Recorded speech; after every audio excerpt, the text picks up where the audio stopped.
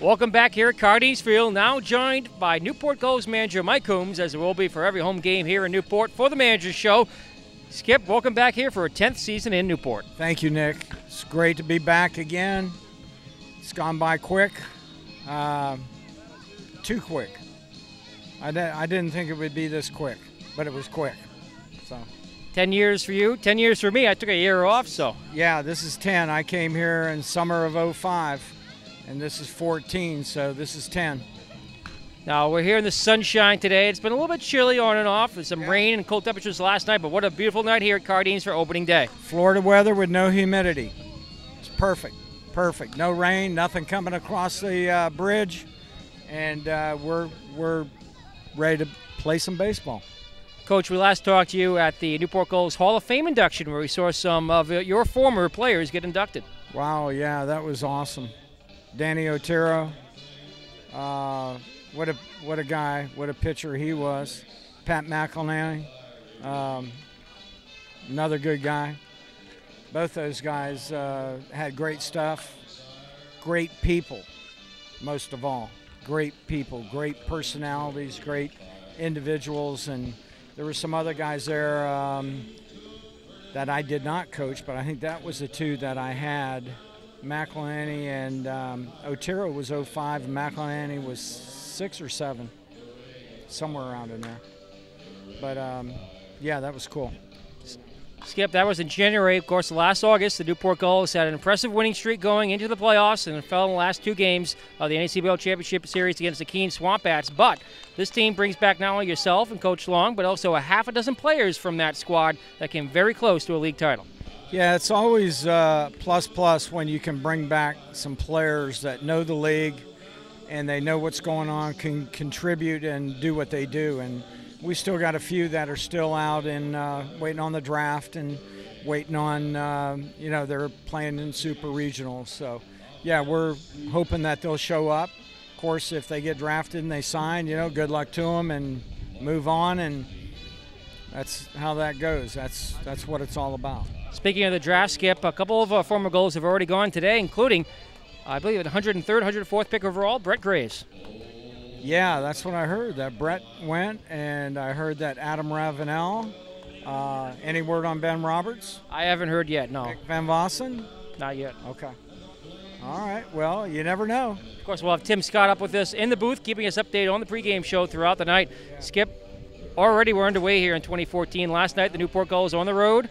Of course, a shortened roster at this point. Facing the Ocean State Waves, fell 6-3 at Old Mountain Field. They pitched well. They hit well. They had a few miscues in the field, but we didn't really take advantage of them that much. Couldn't get a bunt down to get a couple guys in scoring position. It's the little things that count.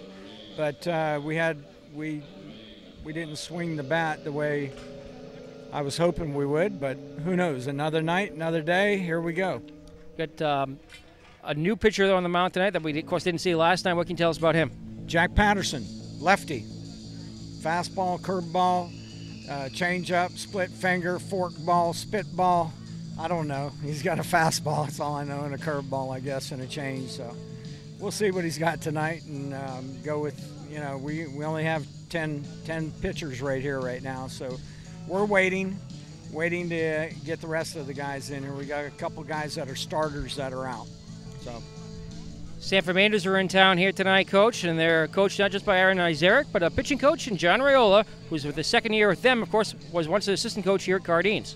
That's right. He was with us, and then he went with Keene, and then he went with Sanford, and I guess he keeps a suitcase packed because he's been around the league a little bit, but always a pleasure to face Aaron Isaac. I love that kid. He's a great kid, great manager, great coach, great skipper, great. What's another name for somebody in charge?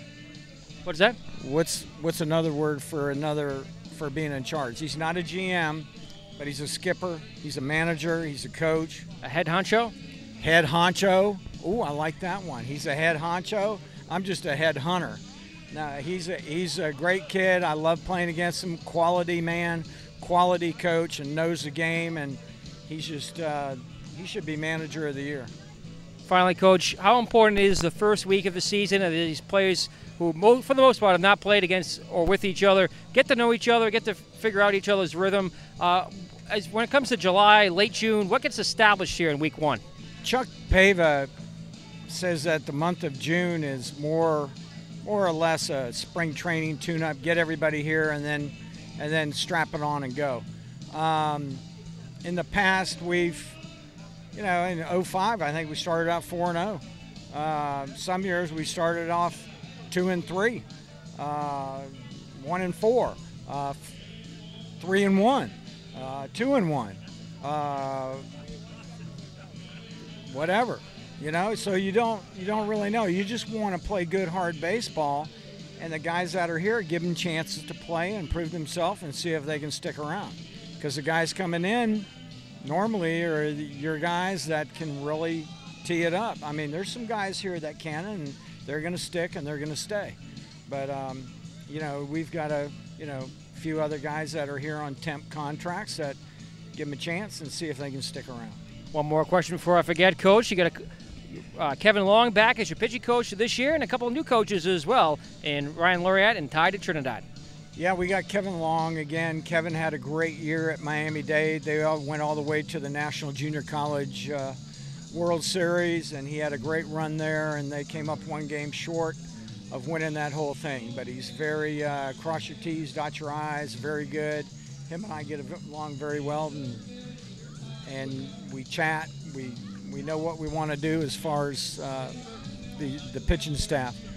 Ty Trinidad comes in with a lot of, Al Leyva has said this guy's just like me. He'll be right there. Just give him a shot. So we're giving him a shot.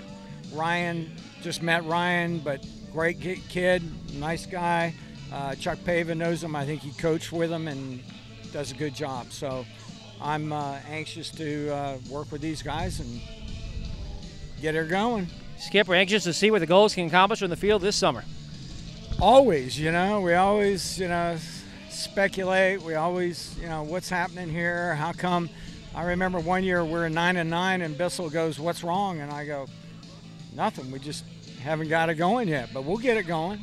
And he just kind of looked at me, and then the next thing I think we were like 19-9 after that. So, it's baseball, and Chuck, Chris, and the owners put on a great venue here, and they expect to win.